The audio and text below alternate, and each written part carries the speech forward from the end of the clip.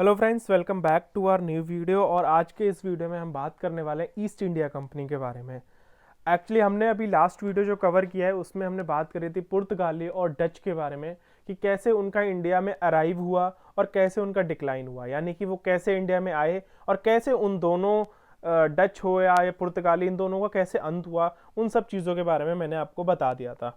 अब मैं बात कर रहा हूँ, ये वीडियो जो भी नए बच्चे देख रहे हैं, पुराने बच्चे देख रहे हैं, उन्होंने सब्सक्राइब नहीं किया तो सब्सक्राइब कर लो, और उन्होंने सब्सक्राइब कर दिया तो वीडियो को लाइक ज़रूर कर दीजिएगा। ठीक है।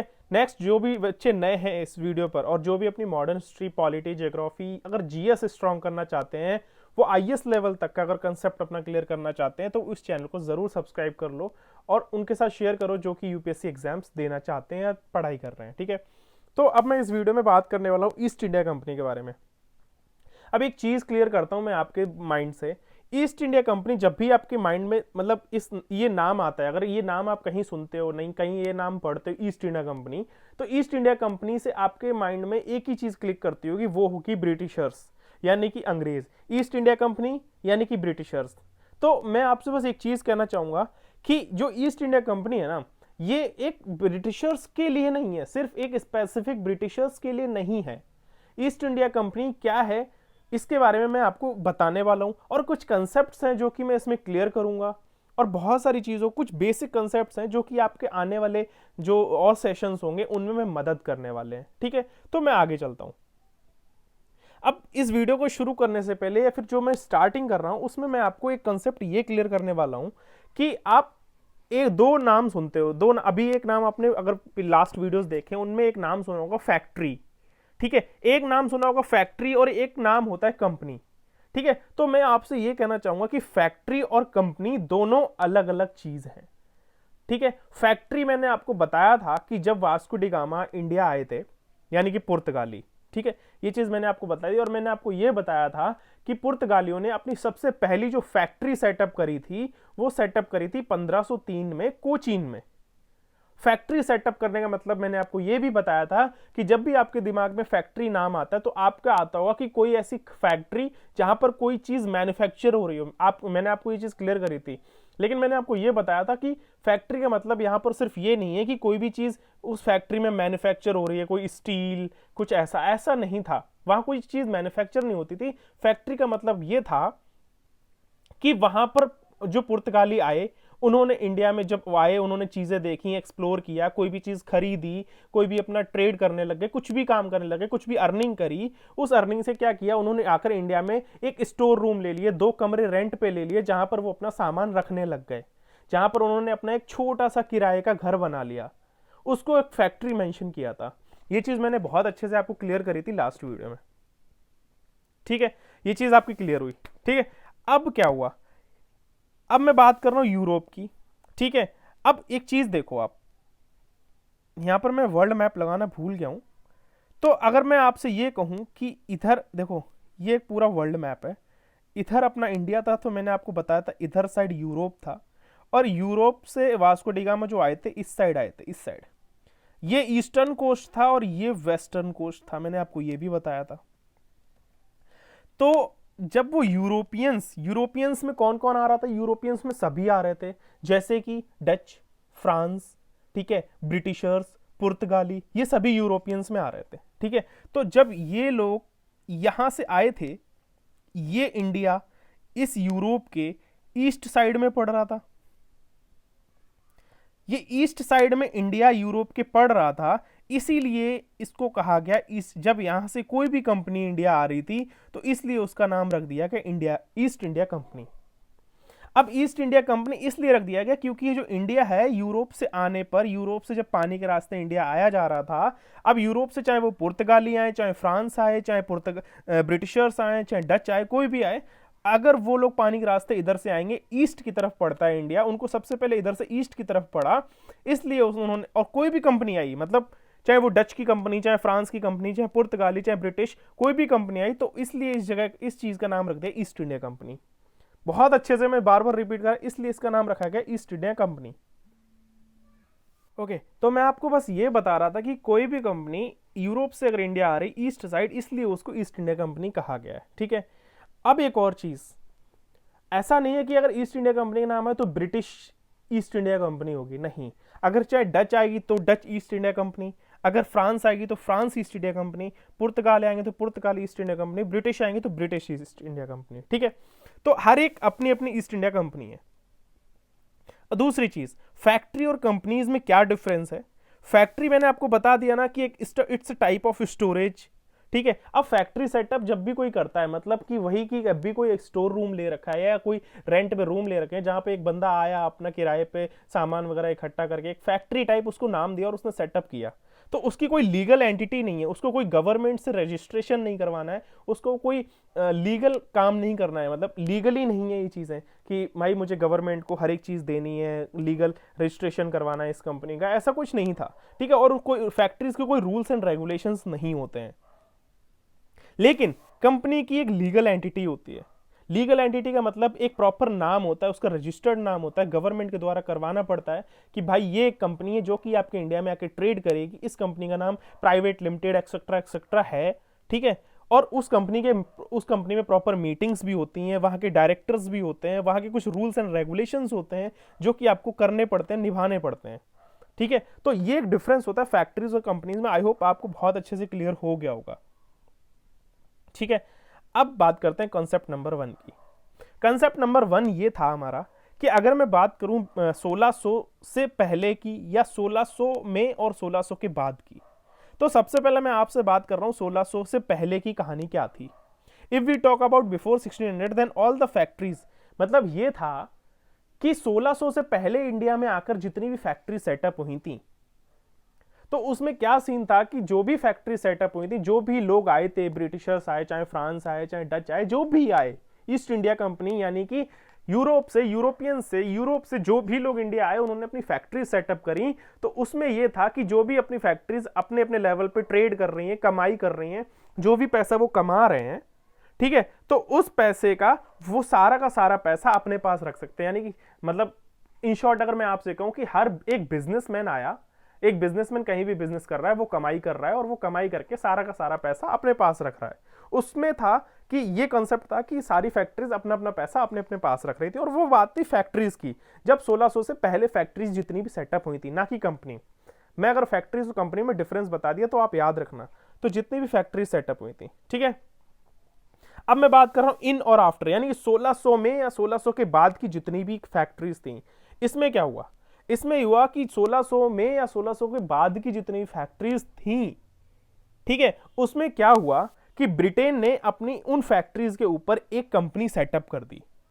ब्रिटेन ने एक अपनी कंपनी सेटअप कर दी उन फैक्ट्रीज के ऊपर और कह दिया कि आप लोग जितनी भी कमाई करोगे, जितना भी ट्रेड करोगे, उस कमाई का कुछ हिस्सा आप इधर दोगे, इस ब्रिटेन सरकार को दोगे, उस कंपनी को दोगे जो कंपनी सेटअप हुई है। इसका मैं और कोरिलेट करता हूं कि अगर मान लो कोई भी व्यापारी, जैसे अपने देश में जो भी बिजनेसमैन है, चाहे अंबानी जी हो, चाहे कोई भी हो, ठीक है, अंबानी है, जो भी है बिजनेसमैन, ठीक है, टाटा, बिरला, माल्या, जो भी है, ठीक है, अगर वो बिजनेस कर रहे हैं तो सरकार कहती है कि अगर आप इंडिया में बिजनेस कर रहे हो या आप किसी और देश के साथ बिजनेस कर रहे हो या आप किसी देश में जाकर बिजनेस कर रहे हो, तो सरकार ये कहती है, सरकार एक क्या किस चीज का काम कर रही है, कंपनी का, ठीक है। सरकार एक कंपनी का रोल कर रही है उन बिजनेसमैन के ऊपर, कह रही है कि आप कहीं भी ट्रेड करो लेकिन आपको अपनी कमाई से कुछ हिस्सा, यानी कि एज अ टैक्स, जैसे बिजनेसमैन सरकार को एज अ टैक्स पे करते हैं, तो उसी प्रकार से कि आप एज अ टैक्स कुछ हिस्सा अपनी कमाई से एक टैक्स गवर्नमेंट को पे करोगे। उसी तरह से कि फैक्ट्रीज के ऊपर एक कंपनी सेटअप करी गई और उस कंपनी से कह दिया गया कि आप कुछ हिस्सा उस कंपनी को पे करोगे और उसी का नाम रख दिया गया ईस्ट इंडिया कंपनी। अब ईस्ट इंडिया कंपनी में यानी कि ईस्ट इंडिया कंपनी हर एक उस चीज की कंपनी, जैसे डच आई तो डच के ऊपर एक डच ईस्ट इंडिया कंपनी हुई, फ्रांस आई, फ्रांस के ऊपर फ्रांस ईस्ट इंडिया कंपनी, उन सारी कंपनीज को, यानी वो जो भी चाहे डच है, चाहे पुर्तगाल है, चाहे ब्रिटिश है, ठीक है, ये सब लोग आकर जब भी जो भी फैक्ट्री 1600 में या 1600 के बाद सेटअप कर रहे हैं, इन सब के ऊपर इनकी अपनी अपनी कंपनीज बैठी हुई हैं। और अगर ये जितनी भी फैक्ट्रीज कमाई करेंगी तो ये सारा उनमें से उस कमाई से कुछ हिस्सा अपनी अपनी कंपनीज को देंगे। ये एक रूल लागू हो गया। यूरोप की गवर्नमेंट ने इन सब चीजों को सेटअप कर दिया, आई होप ये कॉन्सेप्ट आपको क्लियर हुआ होगा। ये जस्ट एग्जाम्पल था कि मैंने आपको बताया कि फैक्ट्रीज और कंपनीज का क्या रोल था। ठीक है, अब मैं बात कर रहा हूं कॉन्सेप्ट नंबर 2 की। कंसेप्ट नंबर 2 यहां पर ये है कि अगर मैं आपसे ये कह रहा हूं कि एक कंपनी आई उन फैक्ट्रीज के ऊपर सेटअप करेगी यूरोप गवर्नमेंट के द्वारा, कि आप जो भी कमाई करोगे उस कमाई का कुछ हिस्सा, कुछ टैक्स आप पे करोगे अपनी कंपनी को। ठीक है, तो अगर बात हो रही किसी कंपनी की, तो कंपनी से आपको कुछ दिमाग में आते होंगे, जैसे बोर्ड ऑफ डायरेक्टर्स। आपने मूवीज में भी सुने होंगे, क्रिकेट में भी सुने होंगे, बोर्ड ऑफ क्रिकेट टीम, आप आईपीएल वगैरह देखते हो, वहां बोर्ड ऑफ डायरेक्टर्स होते हैं। अब बोर्ड ऑफ डायरेक्टर्स में कौन कौन होते हैं? बोर्ड ऑफ डायरेक्टर्स में वो लोग होते हैं जैसे शेयर होल्डर्स, जो अपना पैसा इन्वेस्ट करते हैं कंपनी में, जो डिसीजन मेकर होते हैं, जो कि ये देखते हैं कंपनी कैसे चलाई जाए, कंपनी कैसे प्रॉफिट में लाई जाए, कंपनी की ग्रोथ कैसे करी जाए, ठीक है, प्रमोट कैसे किया जाए, बहुत सारी चीजें, ये सब चीजें होती हैं किसमें? बोर्ड ऑफ डायरेक्टर्स की कमिटी में। और दूसरे यहां पर यह भी था ब्रिटिश क्राउन और queen of Britain. British crown का मतलब यह है, ब्रिटेन, क्वीन ऑफ ब्रिटेन का मतलब यह है कि ब्रिटेन की जो भी महारानी थी, महारानी, आपने क्वीन एलिजाबेथ का नाम सुना होगा, ठीक है, तो वहां की महारानी ने भी ये कहा कि हम अपनी, मतलब जैसे ये होता है सपोज, वही चीज कि ये ईस्ट इंडिया कंपनी के कुछ बोर्ड ऑफ डायरेक्टर, उस कंपनी के डायरेक्टर्स, तो मोदी जी ये कह रहे हैं अंबानी जी से कि आप जाओ उस देश में जाकर ट्रेड करो और जाकर वहां जितनी भी कमाई हो, ठीक है, तो आप उसमें से, उस कमाई से कुछ हिस्सा सरकार को पे करते रहोगे। मतलब वही चीज कि आप हम अपने देश की सरकार का भी ध्यान रखना, भूल मत जाना, हम आपको परमिशन दे रहे हैं कि आप जाओ जापान में, आप अमेरिका में, यूरोप में, जहां मन आए वहां आप ट्रेड करो, लेकिन उसमें से कुछ टैक्स आपको गवर्नमेंट को देते रहना है, जिससे हम आपको परमिशन दे रहे हैं, हम आपको लीगल सारी प्रोटेक्शन दे रहे हैं, हर एक चीज। उसी तरह से वहां की महारानी ने भी यही कहा कि आप हमें भी ध्यान रखना, हम भी बैठे हुए हैं यहाँ पे। तो बोर्ड ऑफ डायरेक्टर्स में ये दो लोग आ जाते हैं। कॉन्सेप्ट नंबर 2 क्लियर हुआ। अब कॉन्सेप्ट नंबर 3 ये था, कॉन्सेप्ट नंबर 3 में आता है कंपनी ऑर्डर और फैक्ट्री ऑर्डर। यहां पर एक सीक्वेंस है। सीक्वेंस क्या है कि मैं आपसे कह रहा हूं कि जो कंपनी की अगर मैं बात कर रहा हूं, सबसे पहले इंडिया में जो कंपनी सेटअप हुई, फर्स्ट कंपनी सेटअप हुई किसमें? देखो, ऐसा कहीं मेंशन नहीं है कि पहले फैक्ट्री सेटअप हो सकती है, कंपनी सेटअप हो सकती है, ऐसा कहीं मेंशन नहीं था। कंपनी भी पहले सेटअप हो सकती है और फैक्ट्री भी पहले सेटअप हो सकती है। ऐसा कोई सीक्वेंस नहीं था कि सबसे पहले फैक्ट्री हो फिर कंपनी आए, नहीं। तो मैं आपसे ये कह रहा हूं कि फर्स्ट कंपनी जो इंडिया में सेटअप हुई है, वो सेटअप करी है किसने? ब्रिटेन ने सेटअप करी है 1600 में। यानी ब्रिटिशर्स जो थे उन्होंने अपनी सबसे पहली कंपनी सेटअप करी 1600 में इंडिया में। फिर उसके बाद सीक्वेंस है, देखो ये सीक्वेंस है, ध्यान रखना, first second third fourth arrange, मतलब पूरा ऑर्डर है। अगर आपको क्वेश्चन आ सकता है पेपर में कि अरेंज करो या फिर सीक्वेंस बताओ, तो सीक्वेंस आप याद रखना। पहली कंपनी अगर आपसे कोई पूछे किसने 1600 में सेटअप करी, ब्रिटेन ने इंडिया में। उसके बाद दूसरे नंबर पे कंपनी सेटअप करी डच ने 1602 में। फिर सेटअप करी कंपनी पुर्तगालियों ने 1628 में, और सबसे लास्ट में कंपनी सेटअप करी फ्रांस ने 1664 में। और फैक्ट्री का सेटअप मैं बोलूं, फैक्ट्री का जो सीक्वेंस था, फर्स्ट फैक्ट्री सेटअप करी किसने? पुर्तगालियों ने 1503 में, मैंने बताया था कोचीन में। फिर उसके बाद फैक्ट्री सेटअप करेगी 1605 में डच ने, फिर जहां पर मछलीपट्टनम में मैंने आपको बताया। फिर ब्रिटिशर्स ने 1611 में अपनी कंपनी सेटअप करी, और कहाँ? मछलीपट्टनम में ही। और उसके बाद सेटअप करी फ्रांस ने। तो ये सीक्वेंस है, याद कर लेना, ठीक है, सीक्वेंस मत भूलना। आई होप कॉन्सेप्ट नंबर 3 आपको क्लियर हुआ। अब कॉन्सेप्ट नंबर 4 ये है कि when the Dutch company came to India in 1602 it must have brought permission from its government. यानी कि ये कह रहा है कि जब अगर डच कंपनी इंडिया में 1602 में आई होगी, 1602 में मैंने आपको क्या बताया था, डच ने क्या किया?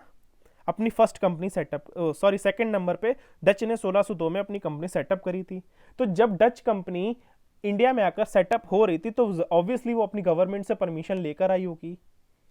ये चीज आपको क्लियर है। लेकिन डच गवर्नमेंट ने ये कह दिया उस कंपनी से कि हम आपको परमिशन देते हैं कि आप इंडिया जाओ और ट्रेड करो, लेकिन उसके साथ के साथ आपको इंडिया में मिलिट्री एक्टिविटीज स्टार्ट कर देनी है। यानी कि आप अपनी आर्मी, अपने सैनिक तैनात कर दो, हर एक जगह फैला दो, स्प्रेड कर दो, और जाकर वहां पर इंडिया पर कब्जा करने की स्टार्टिंग शुरू कर दो। तो अगर आपसे क्वेश्चन पेपर में ये पूछा जाए या कहीं भी पूछा जाए, आपको नॉलेज होनी चाहिए कि सबसे पहले आदेश पर, इंडिया पर कब्जा करने की परमिशन किसने दी थी? तो डच गवर्नमेंट ने डच कंपनी को दी थी कि आप ट्रेडिंग के साथ साथ इंडिया पर कब्जा करने की भी स्टार्टिंग कर दो, अपनी आर्मी को फैला दो। ठीक है, ये चीज याद रखना, फर्स्ट सबसे पहले डच ने कहा था। कॉन्सेप्ट नंबर 4 क्लियर हुआ। अब कॉन्सेप्ट नंबर 5 क्या है? कॉन्सेप्ट नंबर 5 ये था कि देखो, जब डच ने अपनी सबसे जो पहली फैक्ट्री ओपन करी थी ना 1605 में मछलीपट्टनम में फैक्ट्री, और उसी टाइम एक और चीज हुई थी। क्या हुई थी? अकबर की डेथ हुई थी। अकबर की डेथ होने के बाद ही डच ने अपनी पहली फैक्ट्री सेटअप कर ली थी मछलीपट्टनम में 1605 में। अकबर का जो टेन्योर था वो 1556 से लेकर 1605 में था। सेकेंड बैटल ऑफ पानीपत में अकबर की डेथ हुई थी।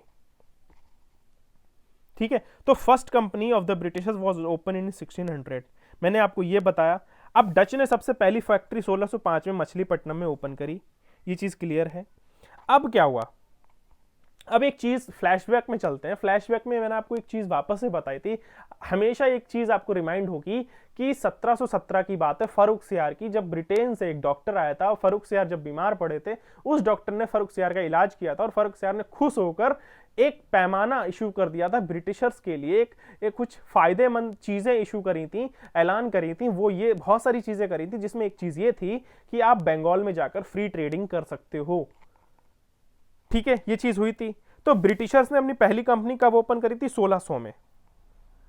ठीक है, तो यहां पर आप एक चीज क्लियर करो, देखो कि फर्स्ट कंपनी सेट ओपन करी थी 1600 में। ठीक है, और फर्रुख सियार का जो टाइम पीरियड था वो 1717 था। ठीक है, तो अब आप यहां देखो कि 1600 से लेकर 1717 के बीच का जो टाइम पीरियड था कम से कम 117 साल था। तो ब्रिटिशर्स को देखो कितना 117 साल वेट करना पड़ा, किस चीज के लिए? फ्री ट्रेडिंग परमिशन लेने के लिए। ठीक है, और आपको ये पता है औरंगजेब की डेथ 1707 में हुई थी ब्रिटिश। और अब मैं अगर आपसे पूछूं ये जो 117 साल थे, क्या 117 साल ब्रिटिशर्स ने ट्रेडिंग नहीं करी?